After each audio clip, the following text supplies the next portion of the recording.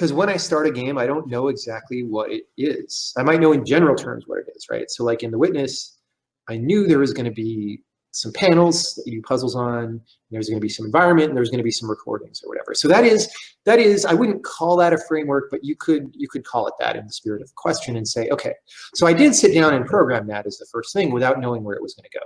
But that was done being programmed. Like the very basics of that all worked in the first month or something, right? Out of a frickin' 7-year development cycle. So that wasn't the hard part. And so it's not really worth talking about at length, right? The hard part is then figuring out the details, which I like having that basic part of the game available, because then instead of designing on paper and like, I think it will be very interesting if this and then this, right? I just start typing. I start typing code. Okay, you can trace stuff on panels. What kind of panels are there going to be? I'm just going to start typing code. I have some ideas, but they're not necessarily the right ones. In fact, we just, a couple weeks ago, we booted up some version of The Witness that we showed at PAX the first time. We had the stealth booth that nobody knew was my game, right?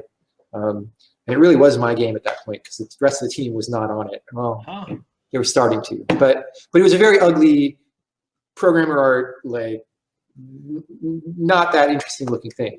But it was sort of the first test of the gameplay. Almost none of those puzzles from that survive into the current day, even, and that was 2010 that we did that.